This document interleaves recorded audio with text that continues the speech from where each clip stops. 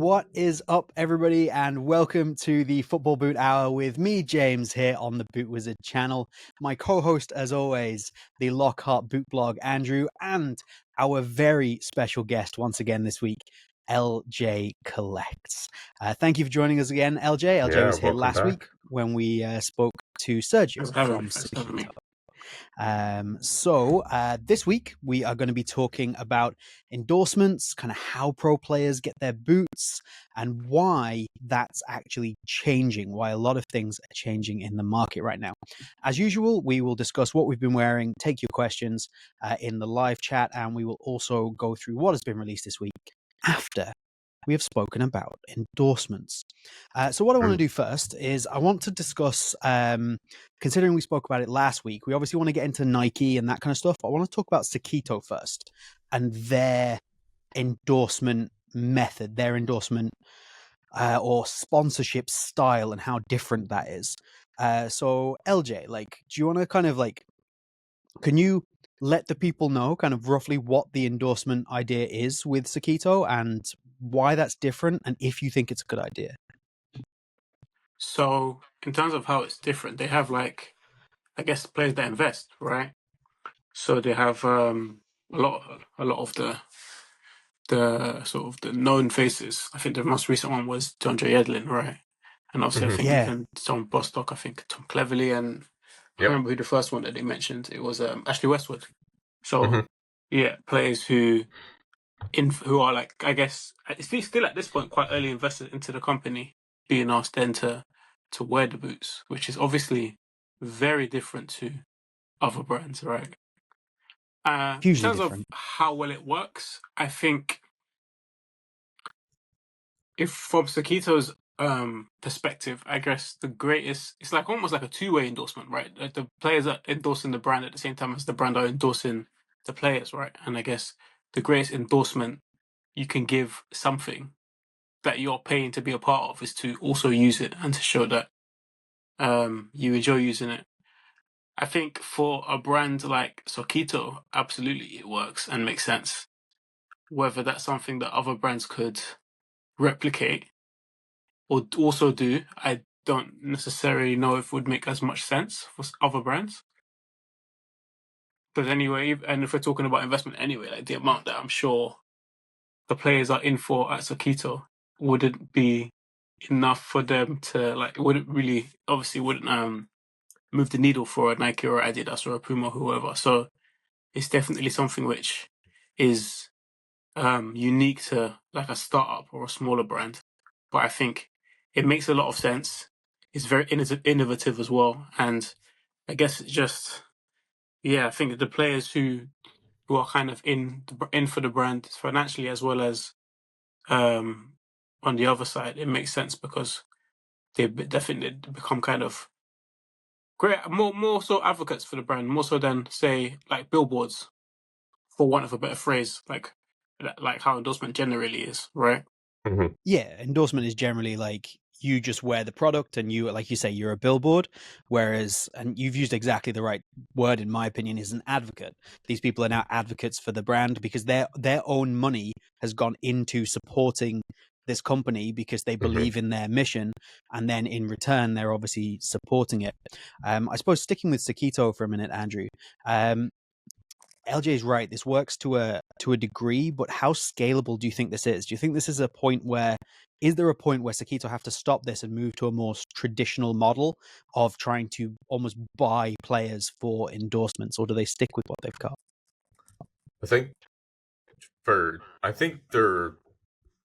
I'm not sure they'll get to the point where they'll need to change. I mean, you could go down the road of saying there's too many cooks spoil the broth, right? Yeah. And you'd have too many people who want their input to matter. But I think the nature of sponsorships has been changing so much that I'm not sure, even if they were to get to that size and to that point, I'm not sure they need to do it necessarily. Yeah, that makes sense. They could basically just do a we'll make a last for you and make some boots for you, but we won't pay you kind of thing. Yeah, and that could definitely work, especially with like because they have a different message, right? They're not just oh, here are some boots. They're really pushing like an ideology of what kind of boots Yeah. the industry should be, and I think that's what people are also buying into. But obviously, you mentioned there about changing how things are changing. And I definitely want to come back to you on this, Andrew, because I feel like you're going to maybe have a good overview from like the past to now. Like, I don't want to give you too broad of a question, but how is it changing? We all know it is, but can you Mhm. give us a little kind of like bullet point timeline of how you see this kind of progressing from like where we were to where we are? And I realize that's a horrible like 800-year question, but Yeah. you're the man. This is why we have a podcast together. It's so I can ask you these questions. Well, in the beginning, it was still like I think it was as the early '90s. Players were started getting paid for their boots and stuff. Like Gary Neville talked about this on their what's that podcast? The overlap, The Overlap. He talked about how Diodora was paying him, and that was like late '90s, early 2000s, right? and he So we spoke started, money as well, and it wasn't that yeah, much. it wasn't that much, which that's all well and good, but over time, uh, brands, especially like Nike, started doing the whole like more is better approach, where they sponsored loads and loads and loads of players just to kind of drown out the competition. I mean, you look at like the '02 World Cup, I think was a huge, the '98 World Cup was obviously huge for the boots that were there and stuff, but the '02 World Cup, I feel like, is a huge stepping stone where sponsorships started seeming like they became more mainstream, and it seemed like everybody had a sponsorship at that point. But, you know, even as late as what, the original Maestri was what, 2008, I think, around there. And even when that released, Nike was still able just to, I've said this before, they put a bunch of sizes in a truck and just drove to every Premier League ground and said, "Hey, you want free boots? Yeah, Wear these the next few weekends." And they didn't necessarily pay the players or anything, but there was enough non-sponsored players on Premier League teams at the time where, you know, everybody, not everybody, but there was loads of people just wearing, the Maestri. But there was a time there where we started seeing more and more sponsorships get picked up, and then brands kind of realized like, oh wait, this isn't exactly sustainable, and they started cutting off. You know, I think the past decade we saw a lot more sponsorships come in place, and it's only the past few years where brands are like, okay, we need to slow down. We're spending way too much money, and we're not seeing, it's not affecting sales as much as we thought it was. Mm, yeah, So, absolutely, and that's definitely where I want to pick up with you, LJ, because again, I don't know how much you can or can't say about obviously the impact of sponsorships. I know you've spoken to some people in some places mhm, uh, about the impact that they have. And obviously, we're in a position now where there does seem to be the sponsorships are definitely being cut down from Nike. There's some other companies, like, for example, Puma, who've picked up a lot of those sponsorships. But there does seem to be a little bit of a hole in the market to kind of move into. Now, mhm, my thought process would always be that there's a point at which you don't get that return on investment. There is just like exactly. too much. But and this doesn't even seem to relate to directly to boot sales. You have. I'm trying to dance around this without saying things because I don't know what you can say. You have told me that there is definitely a big impact from the right sponsorship. So do you think Mhm. that's the key? Is getting the right sponsorship or the old Nike blanket approach? So, um, I think it's interesting to. It's like almost like a sliding scale where I think for someone like Nike, the level of player it takes to move the needle is much higher than it is for everybody else, right? And Yeah, I think that kind of is like super linked to everything else that we're talking about.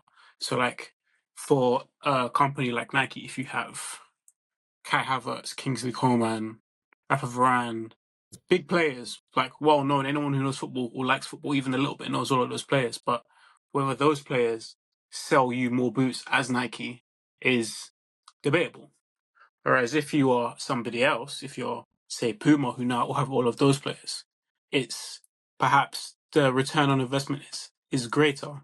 And I think what we've seen over the last few years is that Puma's market share, just invisibility generally has grown a lot, I'd say, from Neymar onwards.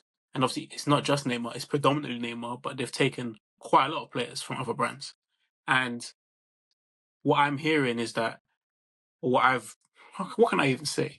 Yeah, you see, I'm dancing around questions and you have to dance around answers. What I will say is that the indication is that, or the word is that, the thoughts are that predominantly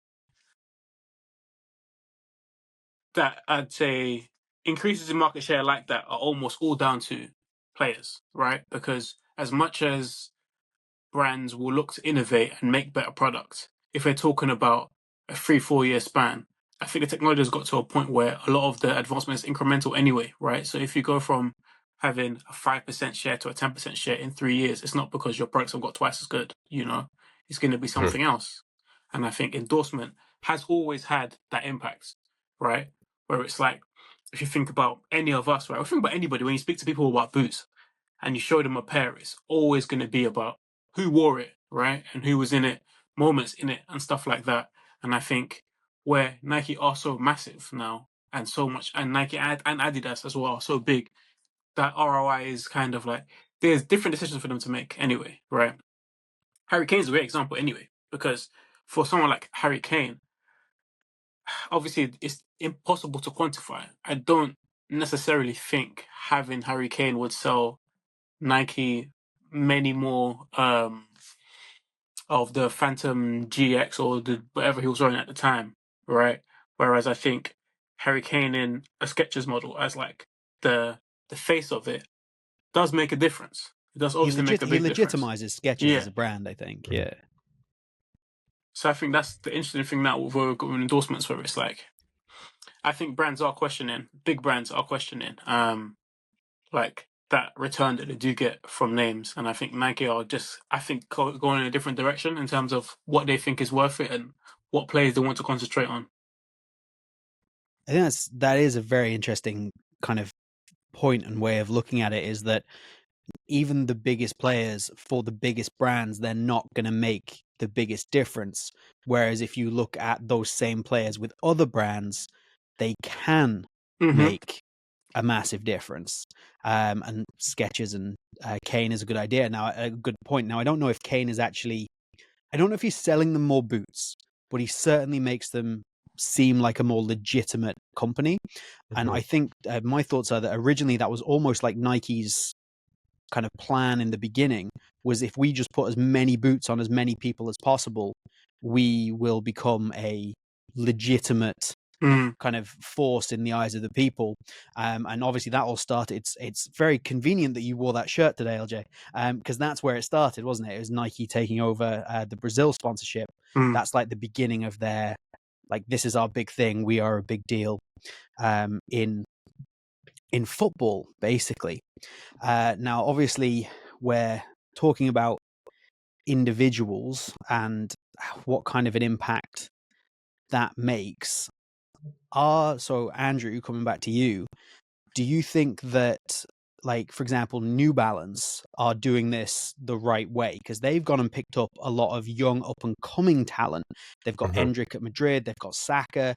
They've picked up a lot of young players who are going to potentially make a big difference. And having Endrick go to Madrid is huge, and they got him early. Now, there's obviously a little bit of risk reward there, but I have personally, kind of my take before I pass to you, is that I think they're in a position to get more of an impact from these things than Nike are right now. Because again, they're picking up these young talents that are going to have a social impact. They're not just players with boots, they actually have some kind of social impact. Do you think that makes a difference? What are your thoughts? Yeah, it's interesting because it was always used to be like the purview of Nike to have the next young Brazilian talent. They're always in Nike boots. That was just how Absolutely. it was for years and years and years. Any player who was coming through from Brazil was automatically in Nike.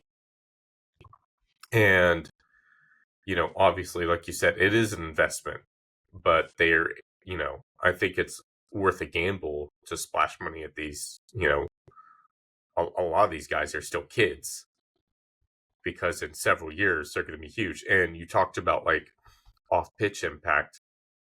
It's interesting that New Balance has taken that approach because that's ripped straight from Nike's playbook. That's how Nike's doing it now. Is they're not looking for the players who have the most impact on the pitch, but maybe off the pitch more so. That's why they made such a big deal about Marcus Rashford. Yeah. But the problem with Rashford is he's not really performing on the pitch. Like he got a limited edition boot, and the timing of that was so bad because he wasn't They were performing. 2 years So too late. Like, yeah, that's always a gamble. And but I'm sure they looked at all the stuff he did for like making sure he very publicly won a battle against the British government about providing, well, more specifically the Prime Minister, about making sure kids have meals, right? Yep. And that's kind of the social impact that Nike's looking for. So it does seem like, other brands are starting to go down that route as well. So I think it's a good idea. It's just how much can you I think the Rashford example is kind of where I was going to go next, because you have this element of, yes, you want players who are having a social impact. A few years ago, Sterling was another great example, and I think New Balance picked him up at a really excellent time. He's maybe not the player anymore, but at the time they picked him up, he was a big topic, and he was doing a lot of good, in my opinion, kind of socially. But the problem is that they also have to perform on the pitch. Rashford being the prime example. That limited edition boot is nice. It's a mercurial. He is the poster boy for doing good with his position. Yeah. Like, you cannot doubt that. But he had an absolute shocker of a season, and you just can't account for that happening, really. So I do want to move on just now to talk a little bit about endorsements and the women's game. But before I do that, obviously we're kind of taking a free-form approach to this. I wanted to know if there's anything else that either you, LJ, or you, Andrew, definitely wanted to touch on, specifically related to either the men's game or endorsements. Is there anything you're like, okay, I think, a thought that you had that I'm unaware of? I'm going to take this. I'm going to take the silence as a no. Yeah, I've got a few things. I've noticed. Let's go.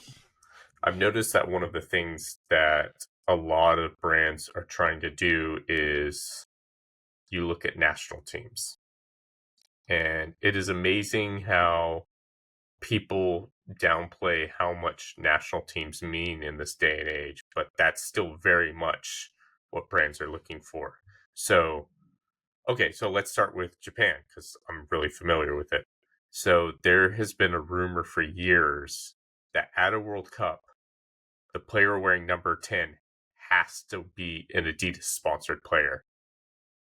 Okay. It's been apparently it's been a rule for years. Between World Cup years, it's fine. So like Ritsu Doan has been wearing number 10 recently for Japan, and he's Puma.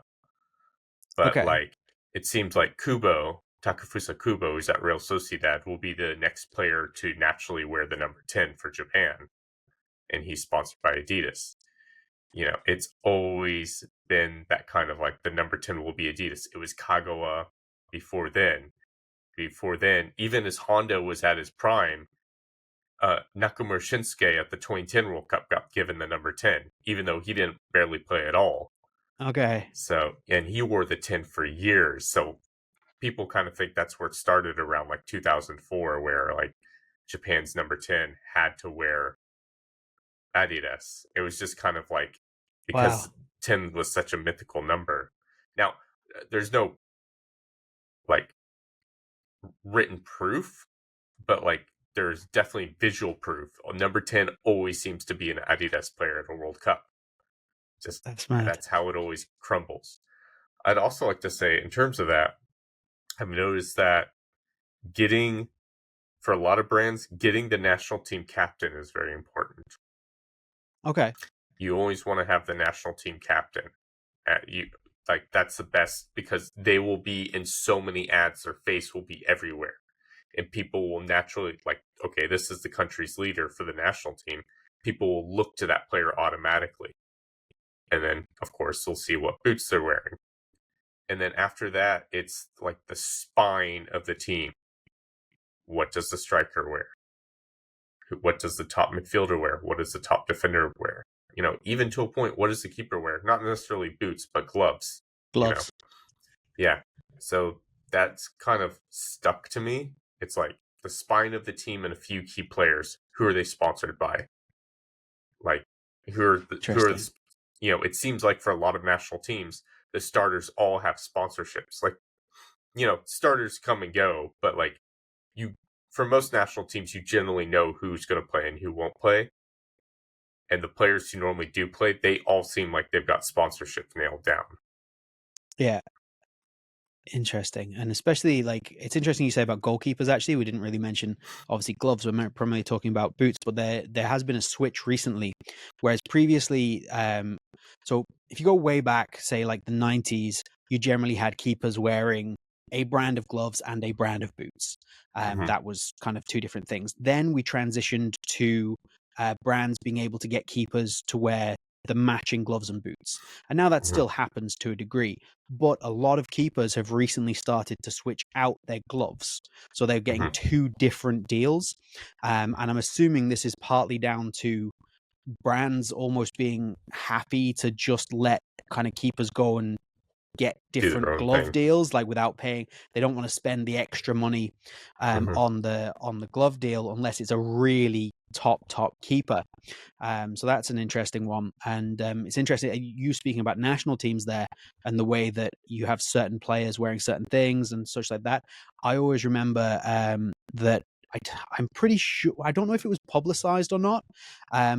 It may have been because it was a big enough deal that essentially Beckham moving to Madrid was partly pushed and funded by Adidas because they wanted Beckham in an Adidas kit. Man United were Nike at the time, and having their poster boy in full Adidas kit made all the sense in the world. That's what they wanted. I think there's other players as well. I think Pogba, Adidas really wanted them at United as well. Yeah, so like there's Adidas put loads of money into that, didn't they, with Pogba going to United? I heard an offhand rumor from somebody at Adidas that at one point Adidas was offering Bayern Munich up to like between like 30 and 50 million euros if they would go in for Messi.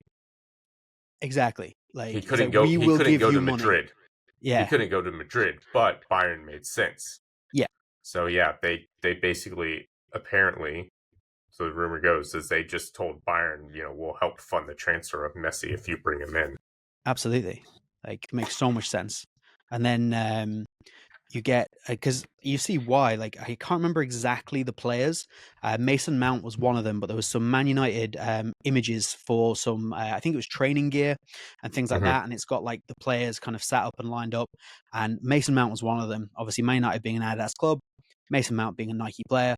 And they just end up wearing like these black, non-branded kind of boots because they can't wear Adidas.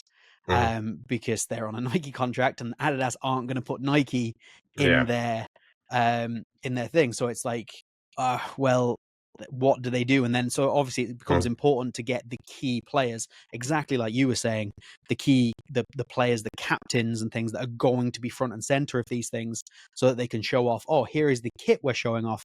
But wait a second, there's some boots there as well. You kind of like, a little bit of secondhand advertisement, shall we say. So with that, we were obviously talking about a few things. The reason I only wanted to touch on to the women's side of things was, again, this is very much a Nike thing. This was Nike allowing Bon Mati to leave Nike to go stupid idea to Adidas. It's such a stupid idea. like I know allowing is one thing. Like, I'm saying allowing, but Mm-hmm. realistically, if Nike offered her enough money, she wouldn't have gone. Like, she's left because Adidas offered her more money, and Nike were happy to let that happen. Mm-hmm. I don't like.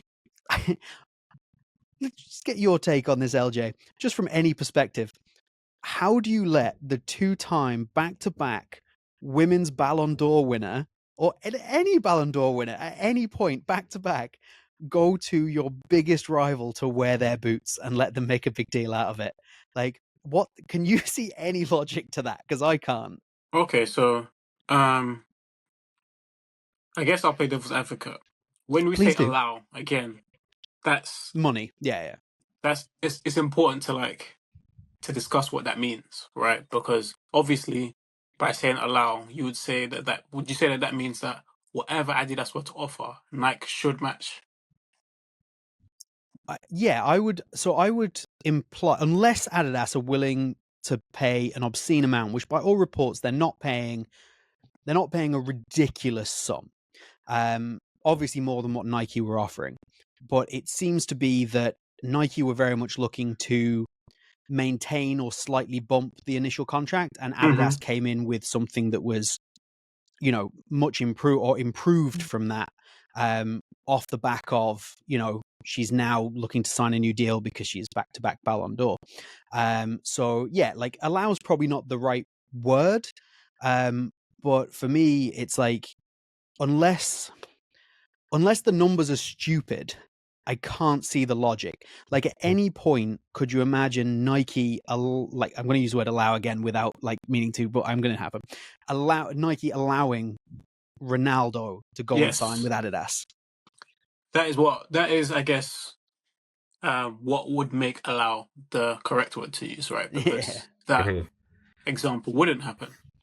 But Yeah. again, devil's advocate, just for the purpose of the debate, I guess, is Adidas do seem to be going pretty hard and taking a lot of players on. Like, it's quite a lot of Nike athletes on the men's side. That's not at that level, not at the level of like a Ronaldo have moved into Adidas boots. I think Casemiro's gone into Adidas boots. Yeah, yeah. Will Smith for a lot of other players. Back to our earlier something we were talking about earlier about the cultural side of things. I think I remember you mentioning that I think it's Paraguayo who seems to be the person who Yep. they're. I feel like if we're talking in terms of like somebody who could be that person, I think that making her the face of the Mercurial seems to me to make sense, both in terms of like a style of play and in terms of what somebody could be on a cultural level.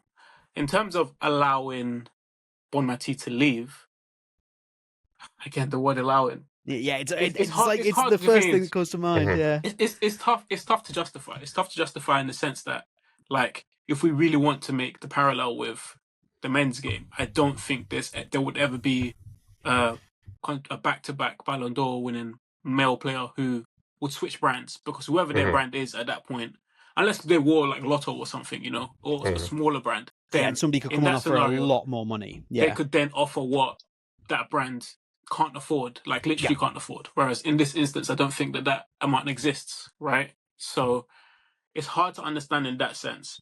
I think it's one of those things where we'll see how it plays out. Like, say in 4 or 5 years' time, who like it's tough because we're not talking. Not neither player is old, right? We're talking about one player who's young and one who's kind of at their peak. So The prime. Yeah.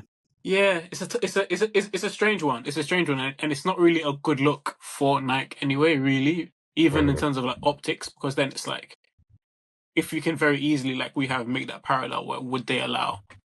They Yeah. would never. Like, could you imagine Ronaldinho when he was at his best going to where Adidas? You'd be like, what are you doing, Nike? Right? And I think here we kind of have to ask those same questions. I'd love to hear what the logic behind it was, if there was like a number that they were like, we won't go above this, or if it was just a thing where Adidas were willing to just offer something ridiculous, like truly ridiculous. Because even in the men's game, I'm sure there's a number that if if somebody were to offer to an athlete from one of the two brands, there probably is a number, but it's just like it'd be so ridiculous that it wouldn't be offered. Maybe in the Yeah. women's game, that number was offered. I'd be surprised. I'd be surprised. I think maybe, yeah, it's strange. Like I say, I'm trying to play devil's advocate a little bit, but it is it is hard to really understand why you would do that. Because even if you want to concentrate slightly on Paraguay, you could have both, right? Very easily. You just Yeah. have both. Absolutely, and they've Mhm. got my only thought process was that there's potentially two elements outside of money. One is like, what else are Adidas offering? So are they offering something that Nike are unable or unwilling in the way of, I don't know, signature boots, or maybe Hmm. something to do with image rights? Are they Okay. like allowing her to hold on to something to do with her image?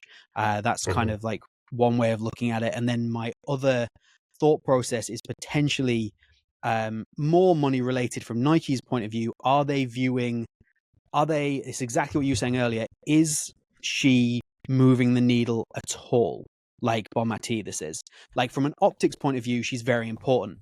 But is she actually moving the needle at all? And is somebody like Trinity Rodman, who they are using quite heavily because she's a US athlete, is she the player that's actually moving the needle and costing significantly less than Bon Mati would be?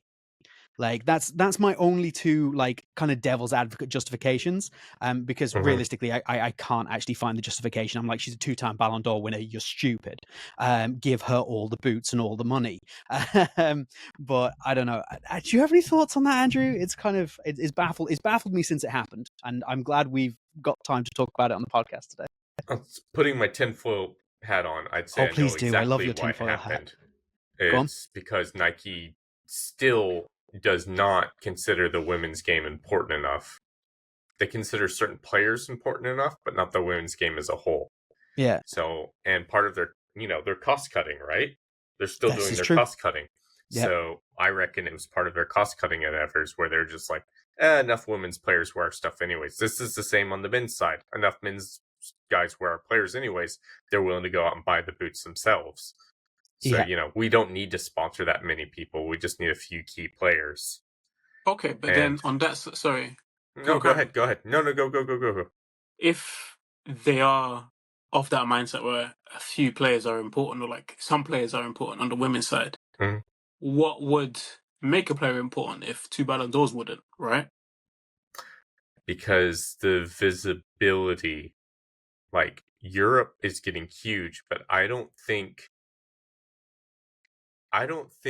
that Nike sees Europe as a big enough market to justify doing stuff like that versus the US market. Okay. Yeah. I reckon somebody I reckon somebody in the game, no, not in the game. I reckon somebody higher up at Nike got to look at all the sponsored athletes and said, why are we sponsoring so many women's athletes in Europe when our main market is the US for women's football? Okay. Yeah, and Yeah. using your Trinity Rodmans and your Alex Morgan. Alex Morgan's obviously still, Mhm. as much as she's coming towards the end of the career, she's still a huge name. Mhm. Like, I suppose I've just thought of this now you're saying it. I would love to see the numbers, but to my knowledge, in terms of TV viewership, not like physical attendance figures, I don't think the WSL is what drives the most viewers in Europe.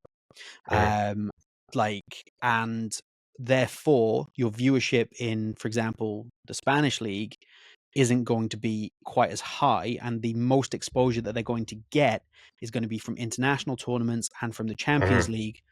And okay, Barcelona are almost guaranteed to be in a Champions League semi-final, final, something around that. Mhm. But how much money are they willing to spend to get 2 That games limited, of yeah. very limited exposure? Mhm. Whereas, for example, maybe if she played in the WSL, which has this new contract and it has so much more exposure and so much more accessibility Mhm. to the games, there would be an argument that, oh, actually, we're getting a consistent amount of exposure and therefore potential return.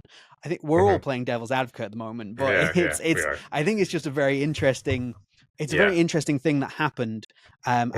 And I don't like to draw parallels between the men's and the women's game in terms of like the football on the field, but Because at the it's end of the very day, different. yeah, Yeah. it's very Mm, different. But at the end of the day, Mhm. business is business, and this Mhm. is exactly. still, you know what I mean, this is still money driven, Yeah. and Yeah. like Ballon d'Ors being allowed to go to your biggest rival, which I thought was, I don't know, I just found it very, it's for me, it's not justifiable in the slightest.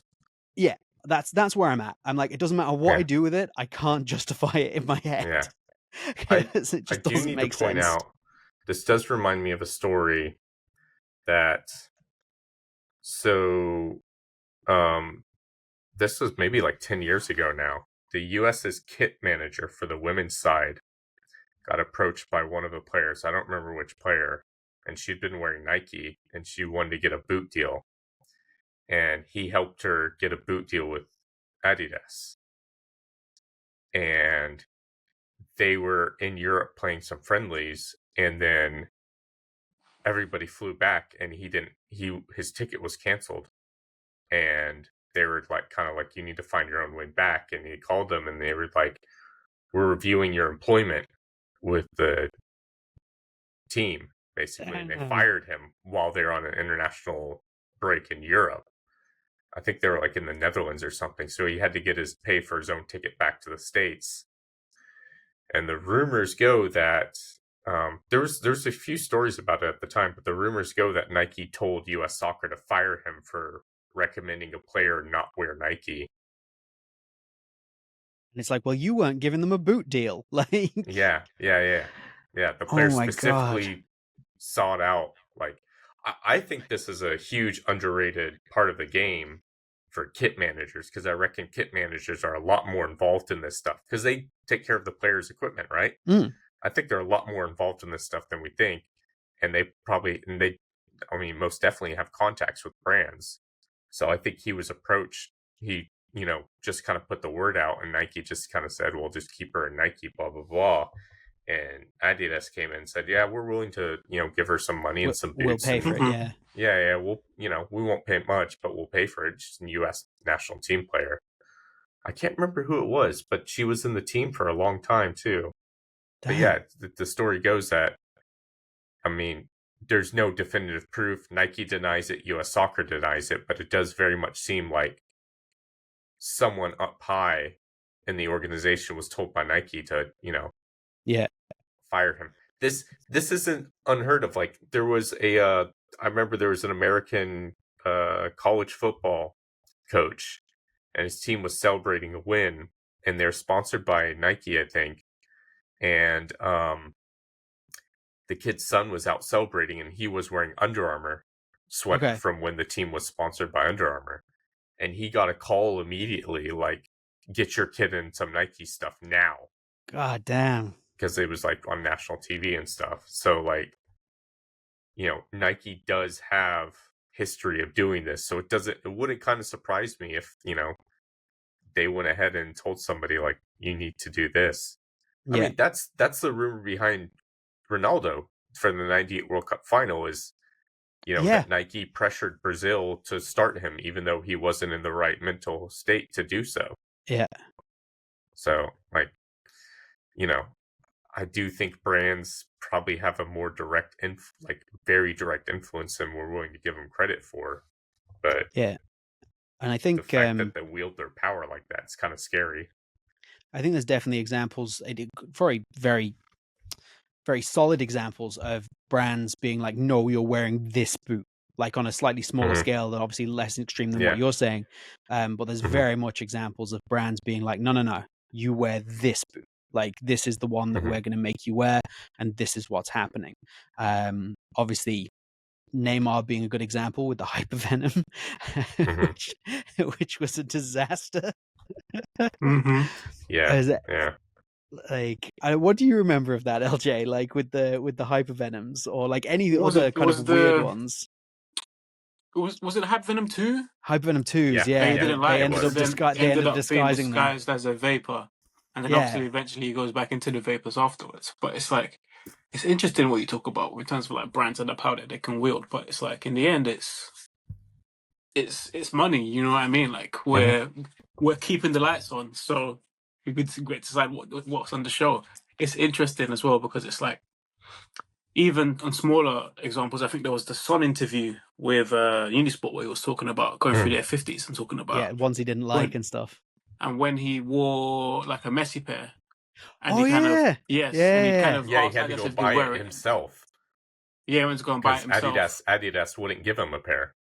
Yeah, that one is slightly more understandable if it's literally a Messi pair. But even then, it's like, and I think Why Kaka not? was talking about how he had wanted to wear Copa Mundials to play, and Adidas told Mhm, him he wasn't allowed to use them to actually like play in matches. mhm, And it's interesting because in the end, we used the word billboards earlier, and it's like it very much begins to feel like that when they're able to say to that level, to even players of that level, that nah, it's these that you're gonna wear on Saturday. yeah. It's mhm. interesting. And I thought, it's one of the ones that I remember. I'm pretty sure it's confirmed. Is R9 again, that like he didn't want to wear the Mercurials. He wanted to wear Tiempos.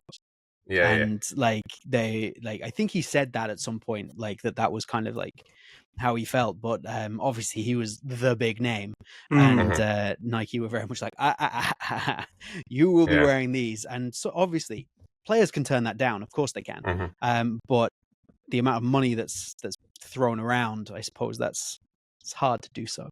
I do Interesting as remember. Oh, well. go ahead, I'm LJ. gonna say Sorry. it because I think this is something that I can say.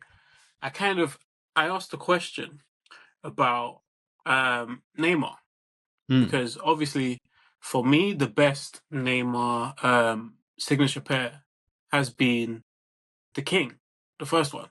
agreed. Mhm, Yeah, And best Pumas. I remember at the time, yeah, the best Puma signature pair. I remember thinking at the time that it made perfect sense, with like the Pele parallel, mhm. like Yep. old King, 100%. the new King.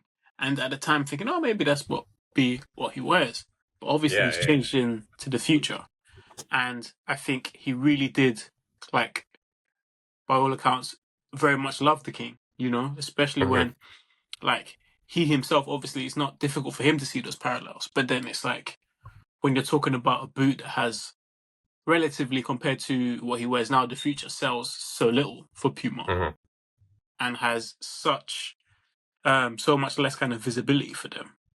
mhm, The thoughts were that it just didn't really make sense for him to wear it, right? And then mhm, it's like again we go back to the billboard thing where it's like it's not about necessarily what a player might like or enjoy wearing or mhm, even make logical sense. It's just mhm. about what sells and what they think will sell. So yeah, it's a funny one. I mean, it makes sense in the end because that it is literally endorsement. We're not just here Yeah, for people to just wear what they think yeah. looks good. But no, it's interesting that even at that level, players still are able to still kind of beholden to the brands. But at the same time, it's interesting because you get players who will stay. I guess maybe that's at the lower, not even the lower level. Players who will stay in boots for a long time. I remember Luke Shaw Mhm. wearing the Nemesis for ages, Yes, there it Yeah, he is. did. and I remember even he wore the I think he skipped the whole X Ghosted. I don't think he wore it at Yeah, all. I yeah. think he went Yeah, he straight from did. the Yeah. Nemesis into the Speed Flow, and even took a little while to change into the F50. I mean, it's still new, but a little while changed to the F50. So it's interesting Yeah. then ones like that where what is the conversation happening there because Luke Shaw is not a small player. I I s- I remember because again, it was a Japanese player's Kubo, and he was one of several players who just straight up refused to switch into the Ghosted when it released. So they already had ads in Japan of Kubo holding the Ghosted and doing all these ads and stuff like that. And then you look at the pitch and he was wearing the X19 still. And he was refusing to change for like forever. And he was one of several players who I know featured in ad campaigns for Adidas who like would not switch. And I guess the call eventually came down like you need to wear these boots. So they probably had to do a lot of modifications to get the players to wear the boots. Yeah, Whereas when the speed flow came out, it was almost immediate. Like all the players switched to the speed flow. yeah. I remember I did a video actually on the players not switching out of the Nemesis. Like I did a whole video on players not Hmm. doing that because there Because of wasn't course you did.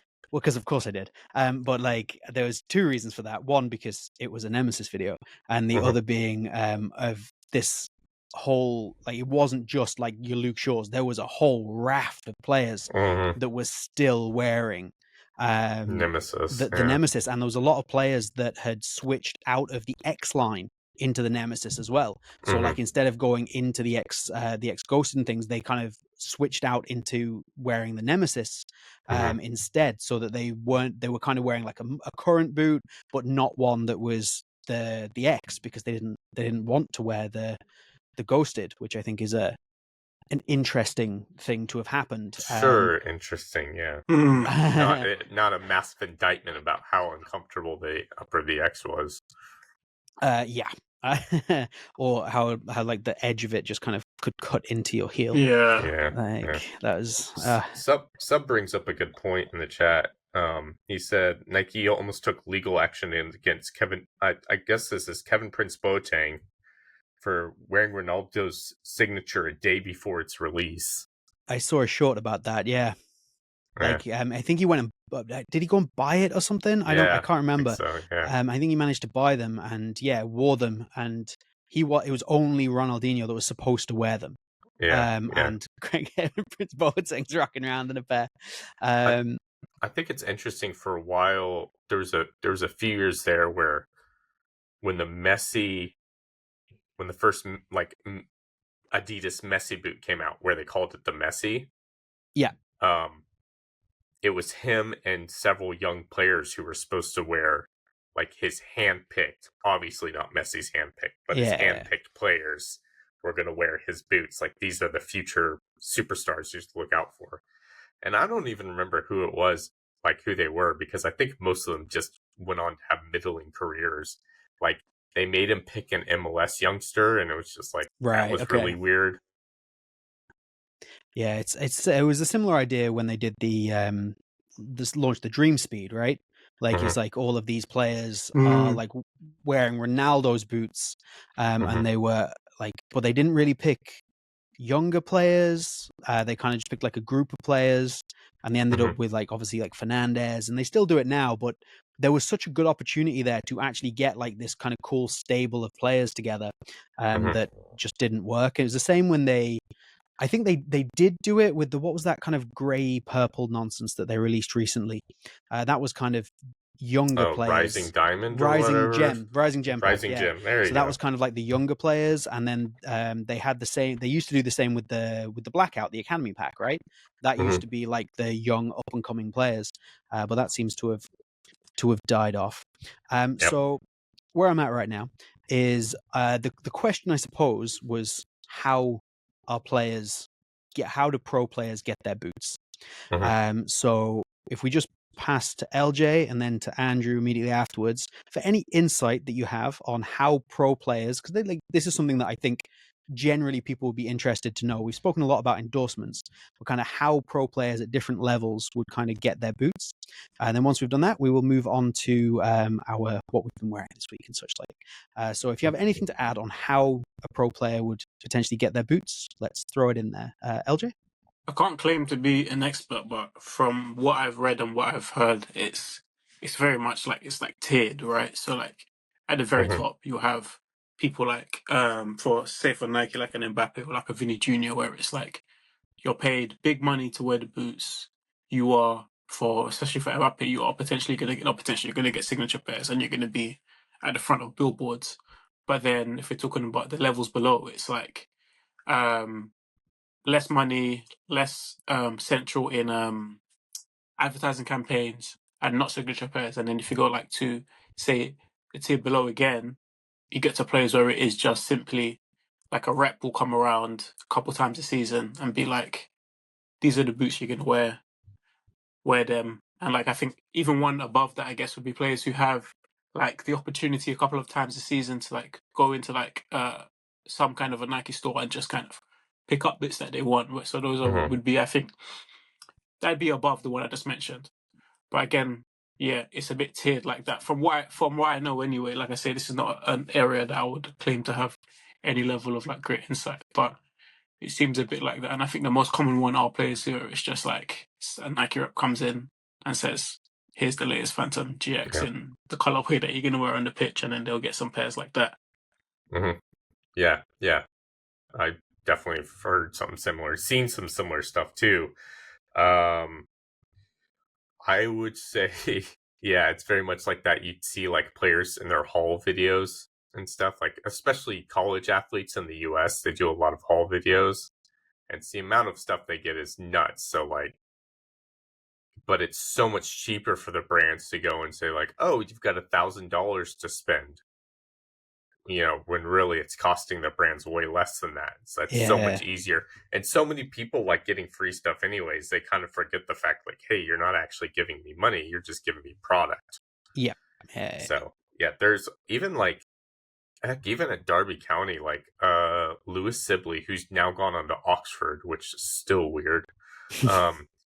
He's sponsored by Puma. So he's always worn Puma ever since he was an up and coming player. And even now, he still wears Puma, but I don't think he necessarily gets paid for them by them. I'm pretty sure it's he just gets boots. He gets boots and the product. Yeah, which makes sense. There's actually a couple of good questions here in the chat, which we'll just cover because they make sense. So the first one is Alan Diaz says, do major brands really mold the players' feet? I can see them making custom insoles modifications. If they take molds, make specific lasts, that's pretty wild to me at least. I think that comes back, somebody can correct me, but I think that comes back to what LJ was saying about tiers.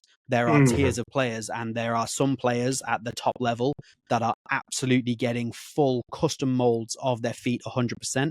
I've had pro player boots in my hand from players like Messi, Aguero, Schweinsteiger. They've all had completely custom molds and lasts based around their feet. Then you're going to come down a tier. You're going to get players that are going to get modifications, how they like things, but maybe not a full custom last. And then you're going to come down another tier, and you're like, maybe there's two different tiers of modifications. You've got those ones that they're going to give you maybe a custom sole plate and things like that. And then you're going to come down again, small modifications, down again, and you're going to get players who are going to get the retail boot, basically. They're like, here is your retail boot, and they might be reliant on their kit man maybe to make some modifications for them. Things like custom insoles, maybe the like some carbon fiber stiffening of the insole boards. That happens a lot. Maybe they're relying on a kit man for that kind of thing. So that would be my take on it. Would the team agree? I think that makes sense. It's something I've wondered actually, because obviously I think it would be tiered, but exactly who would make up what tier is interesting to me. I remember talking to somebody about it as well, and it's like, do we think that a middling Premier League player, like to work, I don't know, I don't want to say a name, but somebody that plays for a mid-table Premier League team, what tier would that be? Would that be somebody who's able to have the boot itself modified? I would think perhaps. I don't know. It depends. So like if it's a mid-team Premier League player, but they've been capped like 50 odd times by their country, there's a good chance that they'll get the modifications. Because while they're just a middling Premier League player back home, they're a huge player. Right, makes sense. Yeah, so they're more likely to get the modification. Obviously, it depends on how big the country is internationally. But your higher level players at international level, even if they don't play for a top team in a league or something, they're still likely to get the custom, the whole custom experience. But I remember, so there's a guy named Kenny Cooper, really nice guy. He had a $1 million Adidas contract, and he hated having boots with the laces off to the side. And the Absolute and the Power Swerve both have laces off to the side. He wore Predators. And they brought in the guy who did Beckham's boots, who did all the fitting for Beckham and everything. And they brought him in. It's like, what modifications do you need? Blah, blah, blah. It's like, I want central lacing. That's the most important one. So like he came in later and like signed and gave, because he was really friendly with a lot of the management at the store. And he gave us some of his custom boots. And it was just like, it was really noticeable. You didn't notice how off to the side like the Absolute's laces were until you saw his pair, and they were like super centrally. Like, oh yeah, and you could see like here's the changes they had to make to the upper and the modifications they had to make to like the grip elements and stuff like that into the leather to make sure it looks like it flowed together and stuff. Yeah. It's mad that they will make those kind of modifications for sure, especially for like moving the lacing system is a crazy one for sure. But you've got to know the right thing. So just in the chat here again, like just addressing the chat about the molds and stuff. It's not literally just your Messis and Ronaldos that are going to get those kind of things. If you look at images of the factories where they're making this, Montebelluna in Italy for Nike and things like that, there are hundreds and hundreds of molds that you can see on shelves.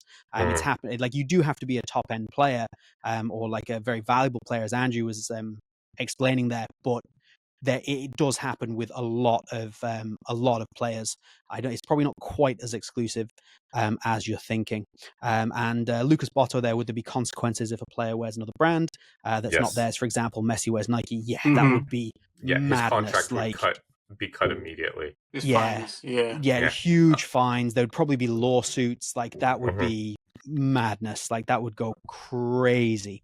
I mean, yeah. CR7 almost lost his Nike contract several years ago when he launched his own brand, because he was launching his own line of shoes, and he didn't even tell Nike. He just put them up on his website for sale and stuff, and they called him immediately. They're like, "What the hell are you doing?"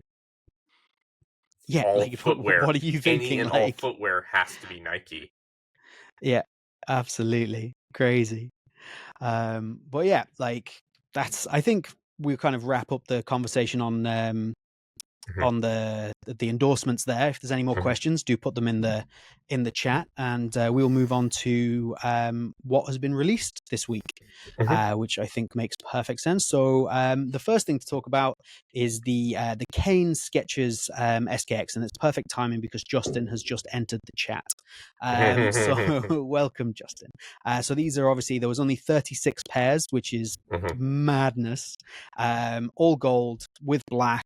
36 pairs across like 5 different retailers as well. Yeah, that mad. was Sometimes these numbers, I'm like, I don't know. Are you really telling me that they had like 5 or 6 or like 8 each? Like, I don't. Maybe they did. I don't know. How many? And they're numbered too, right? So like, how many number 8s are there really? Is there 3, or do you actually have like 50? So I have a bit of experience with this. We've spoken about this before on the podcast, Andrew, with the Sadio Mane boots that I have.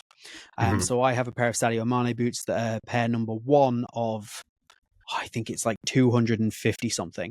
And there, I know, and I have seen 2 other pairs of boots that are labeled number 1.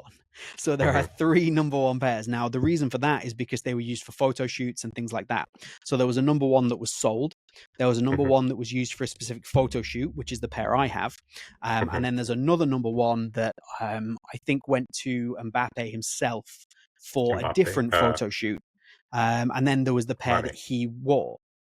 So, like, you've got like these multiple pairs of number 1s. And again, with these Kane ones, there might have been 36 that went to retailers to go on sale, but I guarantee you that there are multiple others that have been used for promotion and gone out to maybe some influencers or something like that. So I would say there's more than 36, but there may have only been 36 go on sale. And I'd probably make the argument that that's kind of an insanely low number.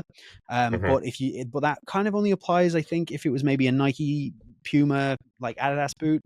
I think a Skechers boot, like if they'd have done, for example, 360, they might have sat there for a little while. Like I've been there for at least a couple of days. Yeah, I've seen New Balance do releases of less than 1,000 and then go into sale. Like, and New Balance are obviously a much bigger player in the boot world than Skechers are. So on the one hand, it's insane, and on the other hand, I completely understand, because they want that perception of they're gone.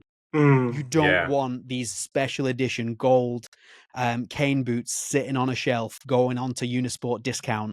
Like, that would be a disaster for like the perception of them. Yeah. I think what are your thoughts on? Oh, sorry, go on. Well, I've got to bring up Mizuno because they're really super limiting how many pairs they produce in each color. And so, like, we talked about the white blue Morelia too, and that sold out here immediately.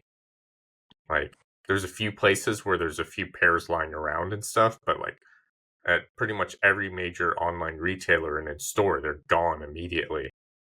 And they super limit how many pairs of those. And then like the upcoming Wave Cup, the new colorway it got shown off at like end of May, because Shinzio's Okazaki wore them for his final game.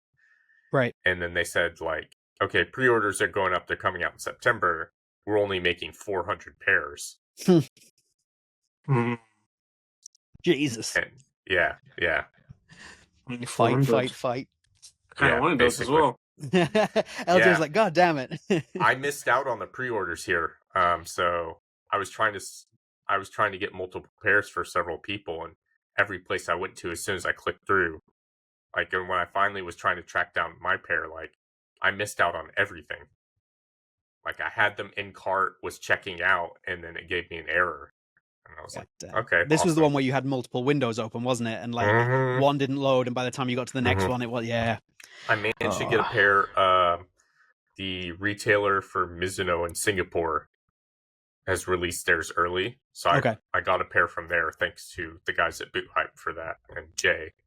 Thank you, Boot Hype. So, I have no idea. I signed up for an email for Soccer Shop Camo for a pair, but I still haven't gotten anything from them, so I don't know if that'll happen. So I might wind up with 2 pairs. We'll see. You never know. And wouldn't be the worst thing in the world to have. Oh, I love that colorway. Okay, so let's rank it. LJ, we've obviously great, good, meh, bad, and awful are our tier rankings for each boot. Where would you rank this one, LJ? The boots look good. They look very good. And it makes sense with him having won the golden boot. Like, it's not like a random special edition. Special as well with the number. I'm deciding if I want to go good.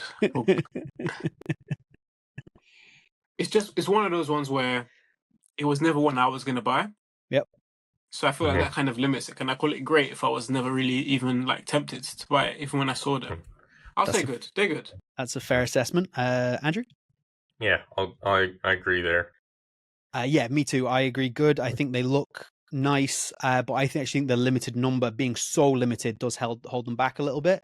However, at the same time, yeah, I probably wasn't going to buy them.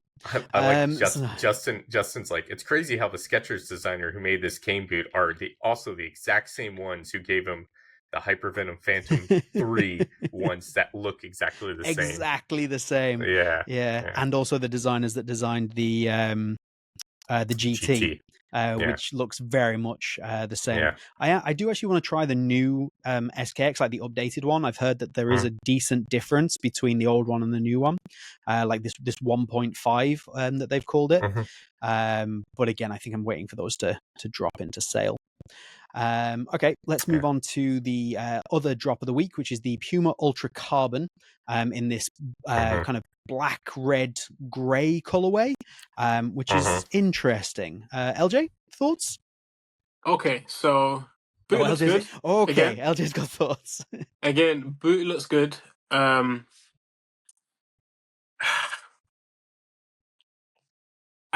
With the Kane one, I said it makes sense as a limited edition. You know, something has happened.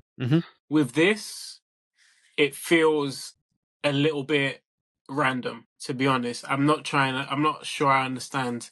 I'm not sure it adds much as a release, to be honest, if I'm being super harsh. Like, the very first Puma Ultra Carbon was the white and blue was the limited edition. There was the red one, which I don't think was that released in the end. No, the white and red it never one? got released. No. And then obviously we've had a couple of inline colorways. Well, definitely one. Yeah, one in the purple.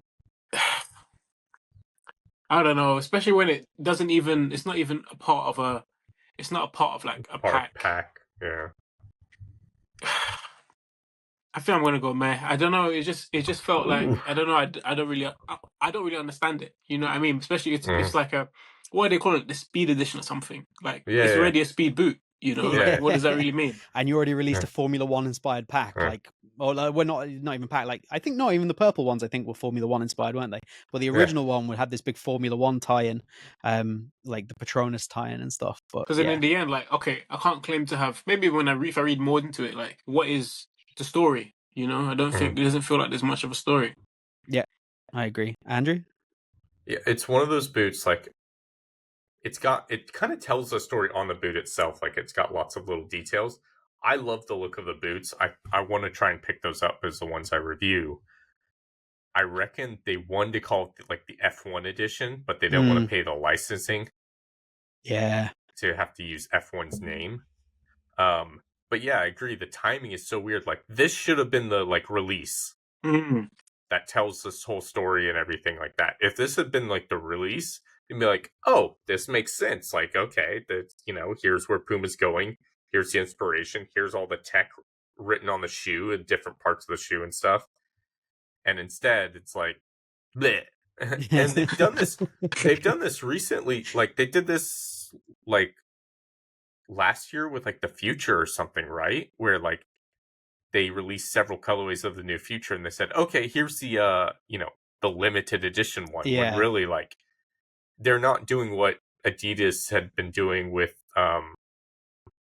like the new F50 having a limited colorway for like the release edition, or Nike with the prototype Mercurial. And it's weird because Puma has a long history of doing like prototype colorways and stuff. So you think they'd want to continue that, but for the last few generations, they're just like, yeah, let's just, whatever would have been like the prototype, let's just release it in the middle after several colorways have come out. Let's give people, choice paralysis instead of, sticking to our guns. Absolutely. My biggest concern with them is that we spoke about this before, how the carbon needed to feel special and it needed to be limited and not released in every pack. Now, they were kind of doing that. Obviously, they didn't release it in the blackout. They didn't release it in the whiteout. I get that. But we've already got 3 colorways in that carbon. Like, it's already too much, and it's already starting to dilute the carbon, in my opinion. Yeah. If I was Puma, I would never want that boot to go into sale. That boot needs to stay at full price. It's going to go. The purple ones are going to go into sale. 100%. 100%. They're going into sale. I don't think these red and black ones might, actually, just because of the timing. I do like Justin did make a comment to me, and he put it in the chat, and this kind of like sealed the deal for me too. Is he's like, oh, it looks like a Miles Morales colorway. Yes, and I was just like, Ghost Spider-Man. I love Miles Morales so much. Like, he is so good. What he's so good. Oh man. Essentially what you said as well, James, which is like that you wouldn't want there to be a colorway. A carbon one for every colorway. But then that's what happens when you release so many colorways, right? Because it wasn't in the white one, it wasn't in the black one. I don't think it was in the Tricks either. So you've had like 3 packs in the middle.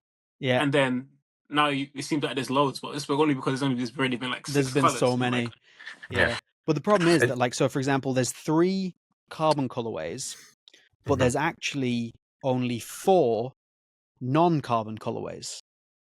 There's purple, black, white, and Tricks. So there's actually only 4 main ones and 3 carbons. So it's still almost in line. I just think they should have chilled it out way more. Like I say, I don't think those boots should have ever gone into sale.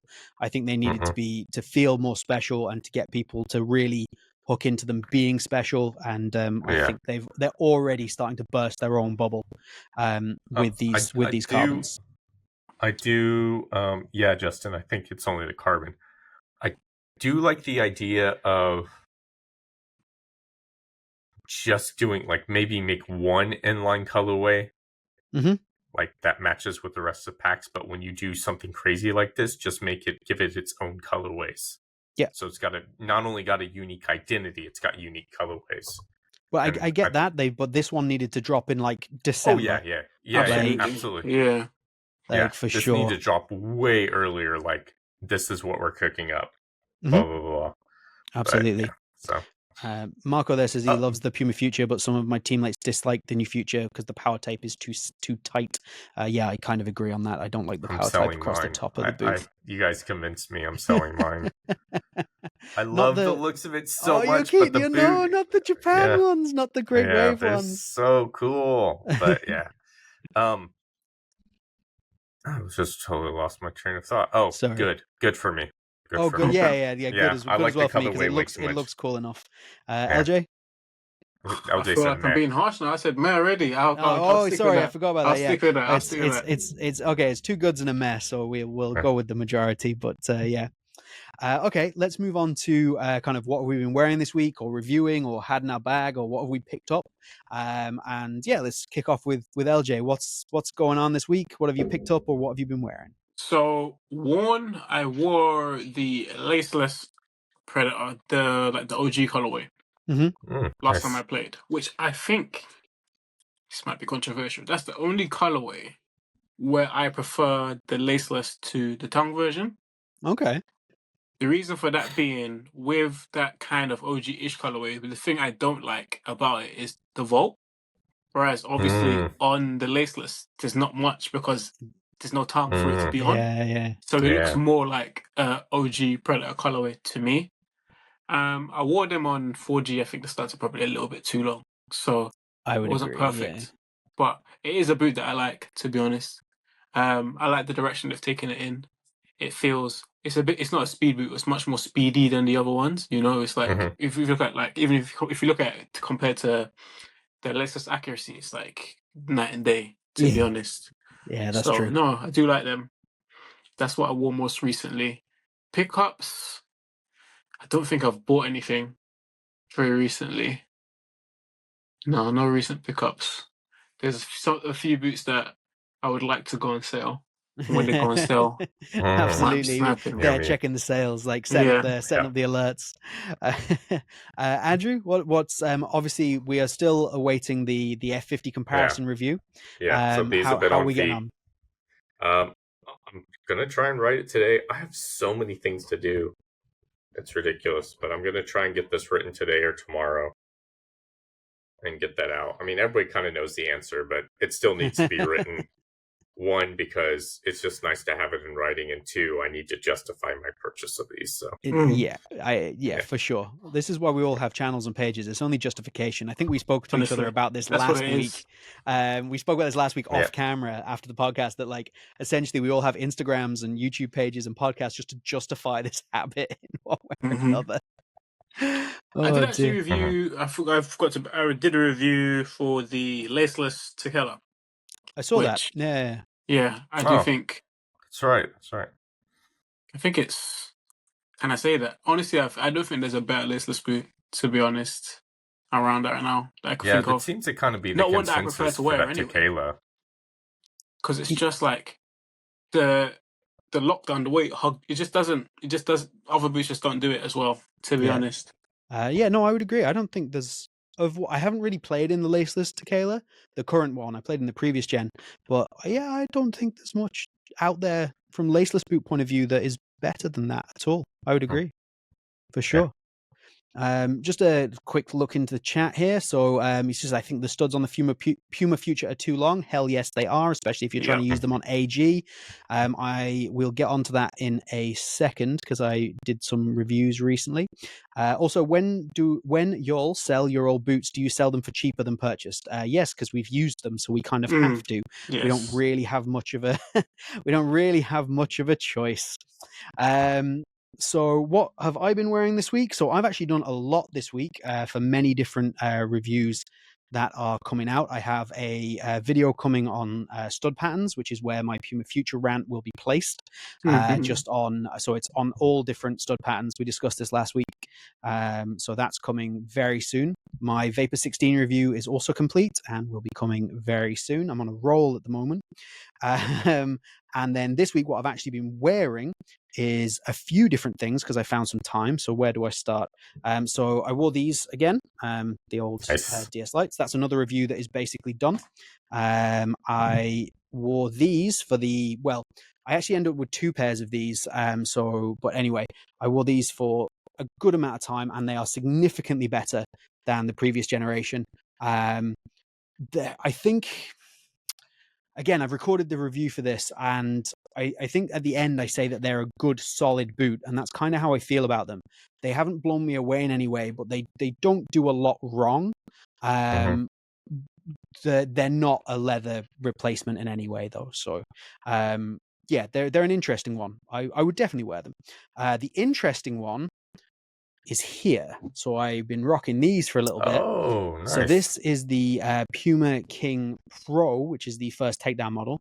And they go a completely different direction from the Ultimate by giving you kind of like the traditional knitted stitching. They give you a U-throat with a floating tongue. This is the women's fit, but that's just because it was the one that was available at the time. It does make a difference, but it's not massively a huge difference. You've got a little bit more kind of height in the arch. You have a slightly lower volume boot, and potentially a little bit of difference in the heel, but there's actually not any difference in the width overall. And because this has the floating tongue, it's not really a problem. These are surprisingly good. Like, surprisingly good. These are going to get a very positive review, although, again, I have heard a good few people, and I think this has just come off the back of Josh's review.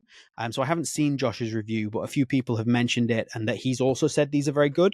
But a few people have said, oh yeah, the upper is like is like leather. You can't tell the difference. That kind of seems to have come out of Josh's review. I disagree, but I think that's because my bar is here because I've been wearing the Asics. The Asics. Like, it's not like, it's very good. I enjoy it a lot. It's not. It's close to leather, but you know it's not. And if you want something that actually replicates, then the Asics is miles ahead. And then these I haven't actually worn. I just got them in. This is the Match. So that's so I've now tried the Ultimate, the Pro, and the Match. They're all right. Like, they're fine for what you pay for them. It's a boot. Like, the upper. So considering I haven't worn them, that upper's pretty soft. Yeah. Like, it's not bad. That's a nice upper. Like, they've done a lot worse. So I've been on a bit of a Puma roll at the moment, and I have lots of videos like almost ready to go, or at least reviewed. I just need to. The thing that always holds me back is I need to get out on the pitch and film the on feet bits, which means I actually have to physically go down to a pitch and set everything up and get the boots on and film it all and edit it all together. It takes me like a couple of weeks to do the testing. It'll take me a day to, half a day to maybe record and edit the bass. And it takes me a whole day to just go and get the rest of it. So it just gets put off. But anyway, but yeah, that's where I am with that. Do we have any questions in the chat? Have you seen? We've got a few questions and some comments. I like someone finally said it. I don't think Josh gives us a right size guide sometimes. Sometimes, like, majority of the time, his sizing advice is wrong. Where's that question? Where's that comment? It's not even a question. It's Marco Rudy. There we go. Yeah. We also agree. We don't. He tends to always say that the boots are true to size, which by all means, like, if that's fine if that's how it fits you. But if that's his belief, that's fine. Like, I can't question that. But I do disagree on the whole with a lot of the sizing that he comes up with. Yeah.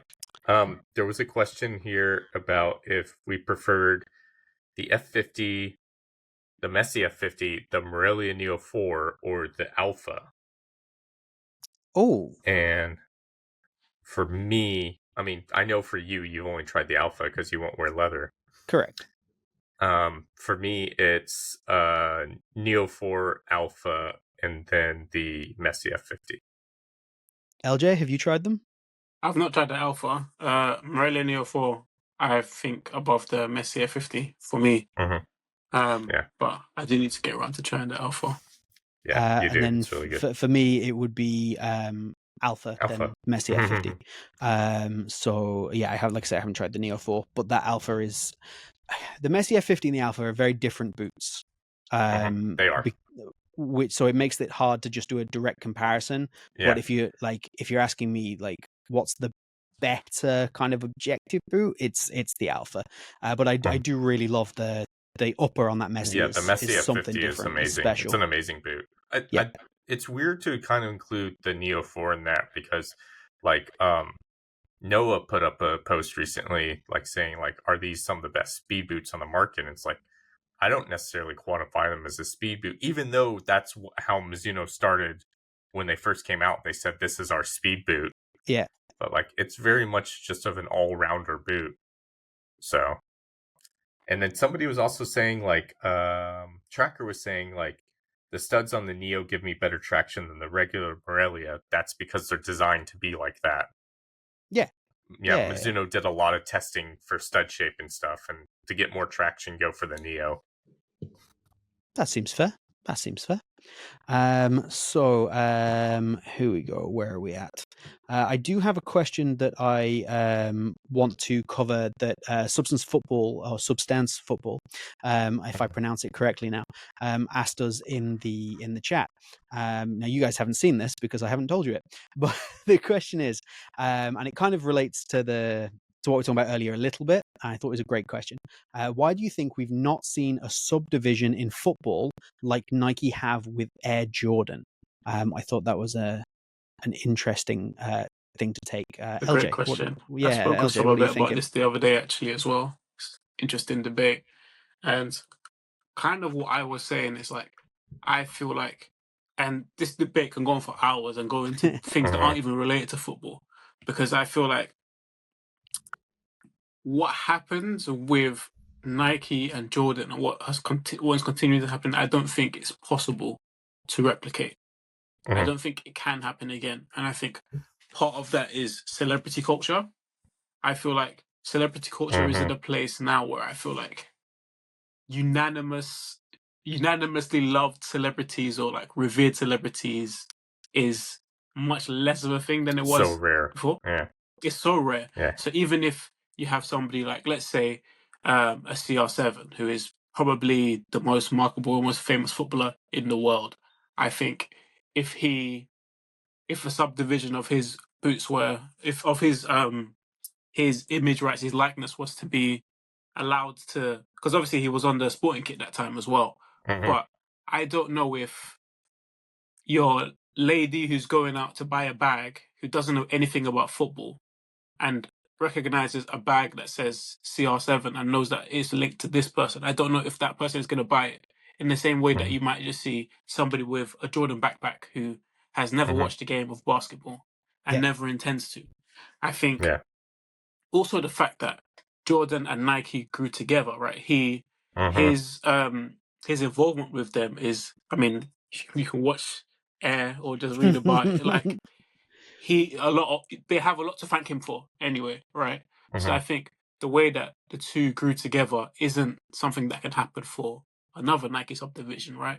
Where it's very much Nike's what do you call it, credibility that they're feeding into. So if you're a Travis Scott or if you're a Billie Eilish, it's like the name is Nike and then it's Nike featuring you, as opposed to with Jordan where it was both together and you get to the point where both are massive and then they can almost Jordan is almost able to stand alone, because obviously, for example, in the NBA, I think every NBA team wears Jordan uniforms and you have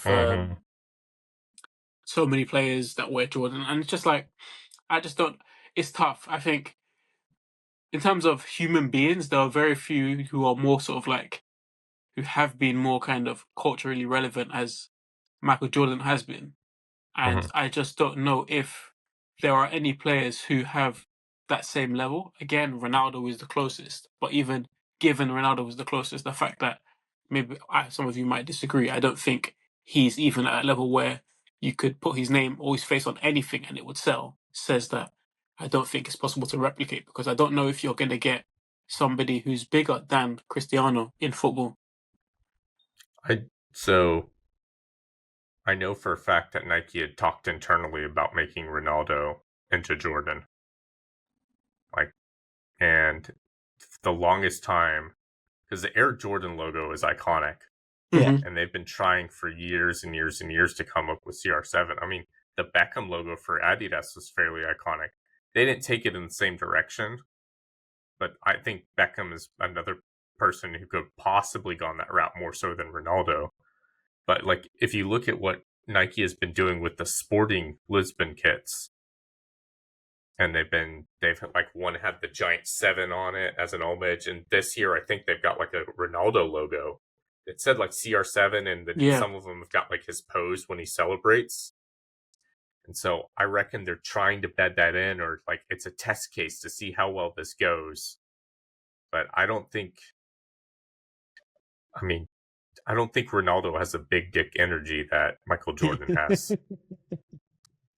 You see, the way that I see it is the reason that it won't or can't translate from football is because, okay, this wasn't happening at the time with Jordan. Jordan kind of started this, but that whole thing created the lifestyle brand within basketball shoes. It is now like a thing, and has been a thing from Jordan, to wear your shoes, your basketball shoes, as casual shoes. Like, Very even good if you point. don't play football or anything like that, even if you don't play basketball, sorry, or anything like that, you cannot do that with a pair of football boots. Very, very good point. Like, Nike are trying to push it with jerseys and shirts. LJ, you were a perfect example right there. But they're really, and if you look at any of Nike's recent kind of campaigns, something they dropped just before the Olympics, they're really trying to tap into getting certain jerseys into like the cultural zeitgeist, into like fashion. They really pushed with the France, the England away, and the Nigeria this year, to see if they could kind of get people into that, to create this kind of crossover where it's acceptable to wear your jerseys out on the street. And it's that kind of thing. It's like, how do we sell more jerseys? Well, we have to sell jerseys to people to wear them as casual wear, because if you're just going to wear it to play football or go to watch football, we have a very finite amount of jerseys that we can sell. If all of a sudden they're cool, then we can sell a lot more. They're really pushing the jersey. They want jerseys to become, for football, what basketball shoes have become to basketball. And it's come a long Exactly. way. It's come a long way. Like, even today, I was walking around, you see people wearing certain clubs, at the Juventus one from a few years ago, the pink one, the Adidas one, that's one of the one that's really, really crossed over in that way. It's a lot of Inter Miami I've seen as well, interestingly. Yeah, of course. But I'd argue that's partially Beckham's influence, and it would be his and the dude knows marketing. He knows how to sell himself. So like, I'm sure he was heavily involved in choosing the colors and stuff. And PSG's done from a lifestyle perspective. I mean, the PSG Jordan kits, you see them around all the time. Yeah, you do. Yeah, to touch on what James said with regards to trainers versus football boots, I think that is a massive part of it. Yeah. Right? Like, for example, I have a few pairs of Jordans.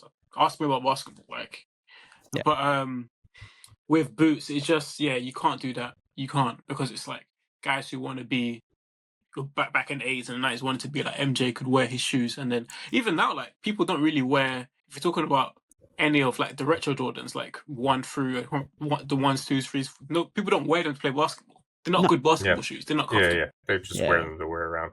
I think the other thing is, like, it was undisputed that Jordan was the king of basketball. Yeah. Absolutely undisputed. And the thing about Ronaldo is he's pretty divisive. True.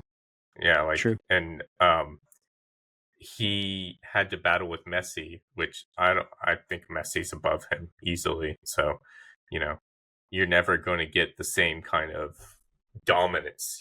Ronaldo didn't have the dominance in the sport he needed to have for him to become an icon like that, I think. He absolutely is marketable and stuff, and I'm sure they might still try and do something like lifestyle or something like that, but he can't be Jordan. Yeah, it's true. And like, Nike are definitely trying. Like, they've got the T90s, like they're coming back next year, aren't they? The turfs, or whatever they are, the indoors, for people to wear. And again, they'll probably do well, but they're not a Jordan. They're not as cool as a Jordan, and they don't have the player to associate with them.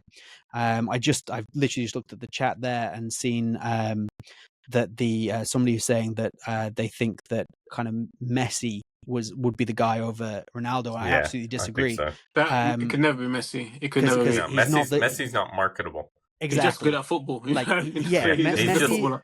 Yeah, so here we go. So Messi is like the anti-modern footballer in a lot of ways, because he is not marketable in the slightest.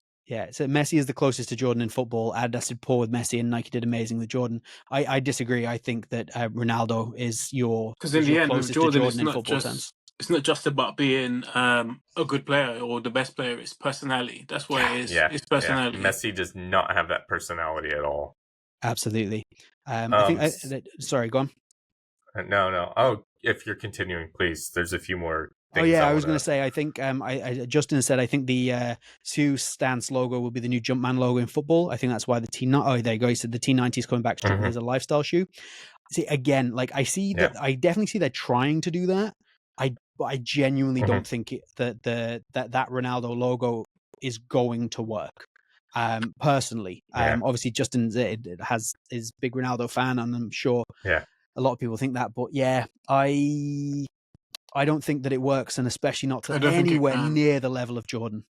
Because it's what you said as well, Andrew, with divisiveness. Like, I think we've gotten to a point where, just as a rule, there is like a level of debate about celebrities. I think the kind of the aura that, or like the regard within which they've been held going backwards, it doesn't really exist anymore. You know, we recognize these people as being fallible, and as a result of their fallibility, when we kind of humanize them in that way, can we revere them enough to catapult them to the status that we've catapulted Jordan to?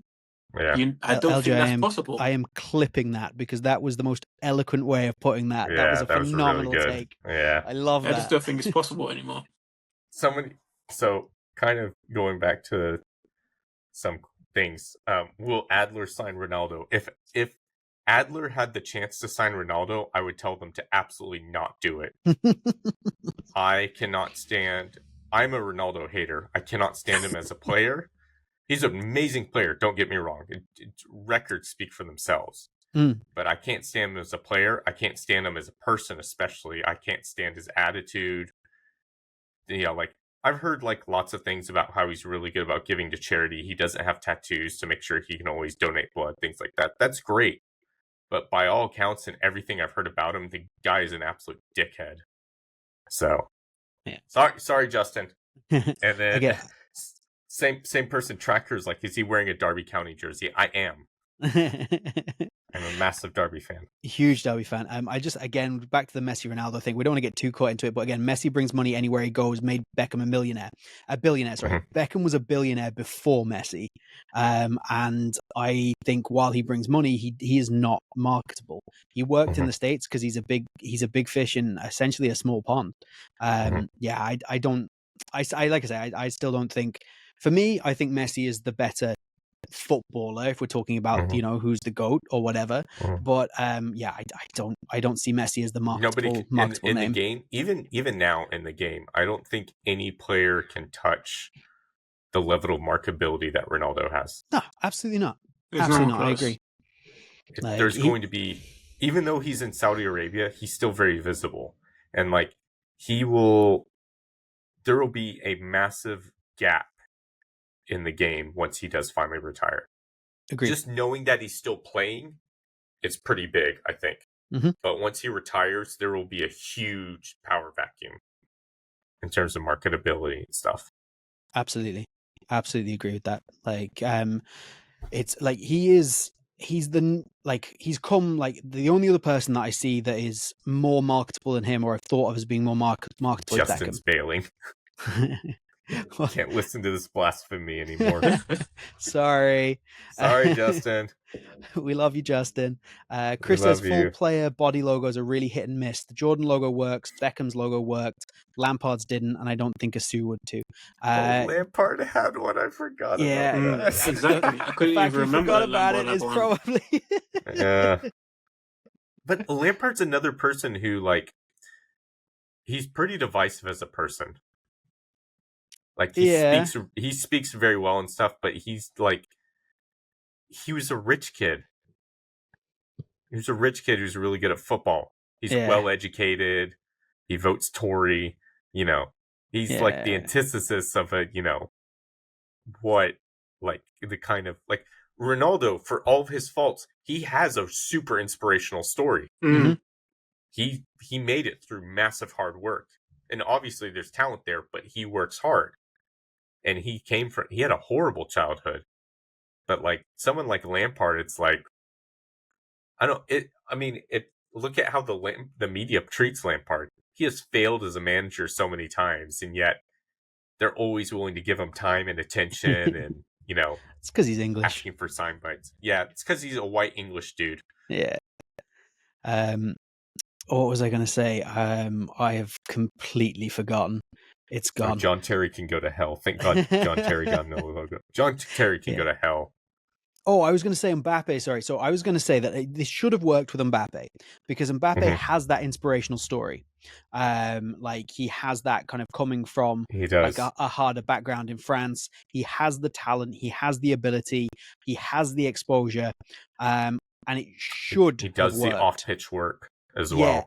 I think he's made the right noises and stuff when he's been interviewed.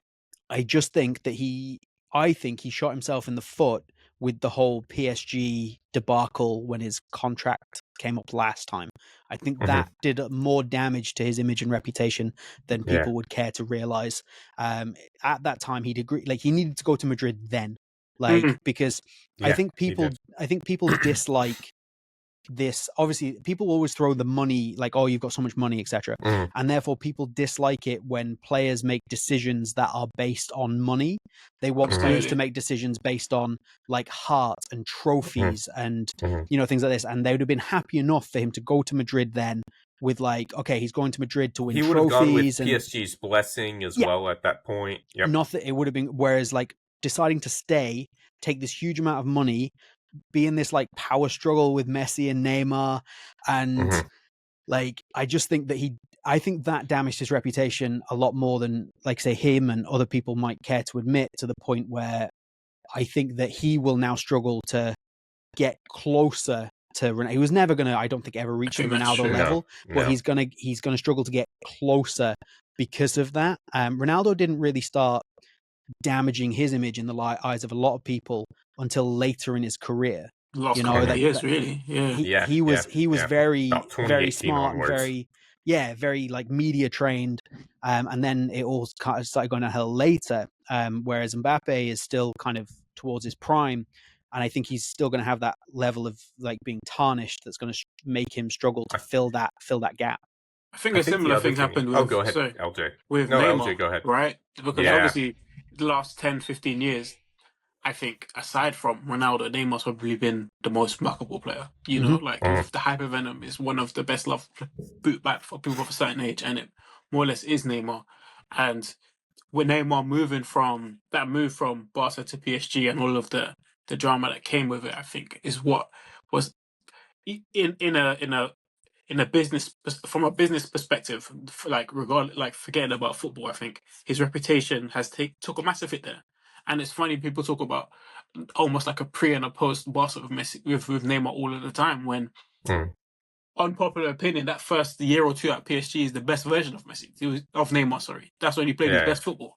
But it's like, if you ask anybody who almost uncritically, it will be, after Barcelona, it was kind of it, because in terms of his like, from a PR perspective, in terms of how he was perceived, that's where it kind of fell off a cliff, because it was seen as, because for a lot of people, money grabber. Yeah, for a lot of people, PSG represent things, not for me, but a lot of people, it's like a representation of what they don't like in football. And then obviously for a lot of people, where Barcelona is almost like the antithesis of that for some people, and Barcelona still had Messi at that point. It's like, to make that move is almost from like a, because you can understand why he did it, right? Because he wanted to have his own team. But then it's like, when the team doesn't instantly do well, and then maybe he doesn't do as well through injuries here and there, then it's like, it then becomes like this massive sort of turning point where it's like, it fell off a cliff for him. I think the other thing is too, like the whole idea he wanted to be the main man.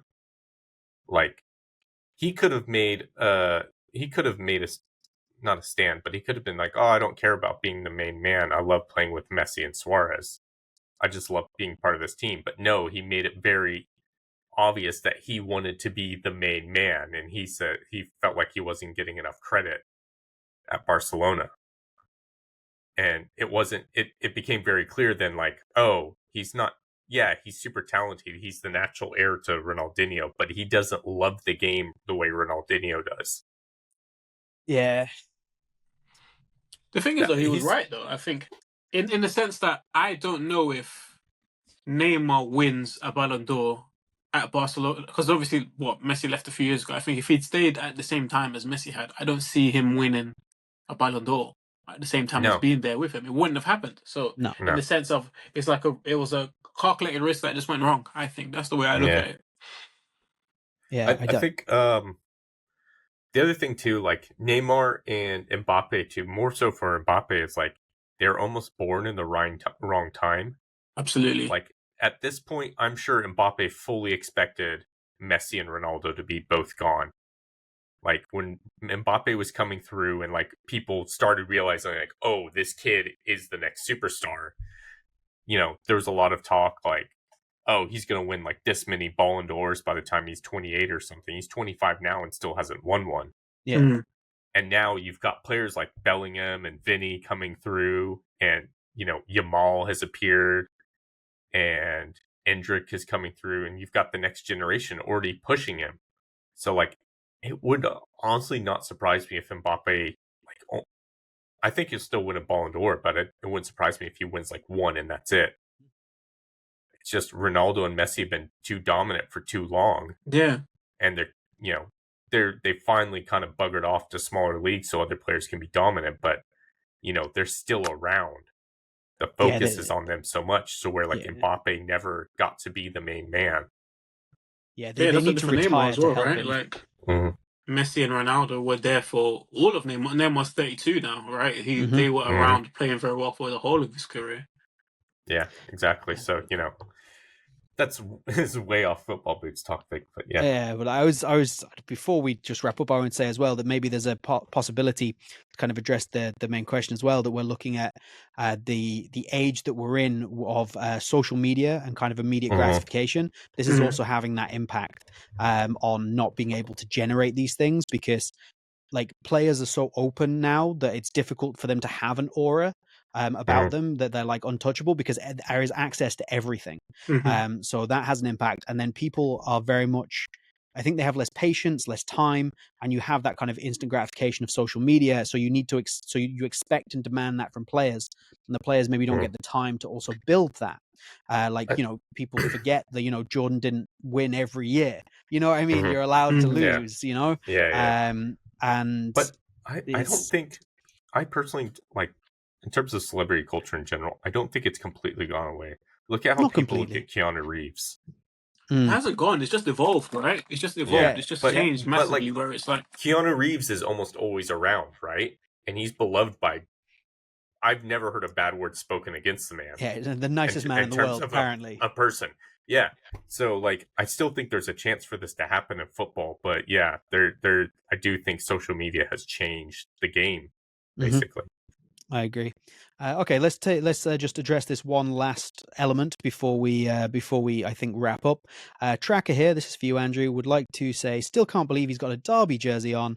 Lol, what league are they in? I feel like you just need to explain and that why Derby is so great for a second, maybe. They're in the championship right now, so we did get promoted last Promoted season. last season. And Derby spelled Derby, not Darby. And I lived in Derby, so they're my local team. There we go. I've been supporting them for 26 years now. Boom. There we That's go. just how it That's why is. the man's got a Derby jersey on, and we will Yep. respect that. With that, I think we should wrap up. The Football Boot Yep. Hour, being an exact hour last week, has run to an hour and 45 minutes this week. Yay. So, we're right back on track. LJ, please tell the people where they can find you. yeah, so you can find me on Instagram, TikTok, and YouTube at LJ Collects. Yeah, please follow. I need Please them. do, and give LJ a follow across all the platforms. Yeah, definitely. Drop him a message, and thank you so much for joining us again. Yeah, honestly, really appreciate it. Fun to It's chat. really great to have you on, and your insights are more than welcome anytime. Andrew, where can the people find you and your upcoming lovely F50 comparison review? Lockhart Boot Blog on Instagram. Lockhart Boot Blog is my blog. How very useful. I'm, of course, Boot Wizard. You are on the Boot Wizard YouTube channel. Do remember to get subscribed. If you're an hour and 45 minutes into a podcast and you haven't subscribed, what are you thinking? Do get subscribed to the channel. Yeah, please do like this. And if you aren't here watching with us live, this will, of course, be up on the channel in a fully edited format on Sunday morning, which is when our podcast goes up. Follow me on Instagram at BootWizardBootReviews, and that is all from us today. Thank you, everybody who has joined us. We have had 152 people join us on the stream tonight, and there has been a ton of you chatting down in the chat, so we appreciate that. Thank you very much. Julio's just joined us. Guess he's here Julio. At the end. Bye. Sorry, Julio. Goodbye.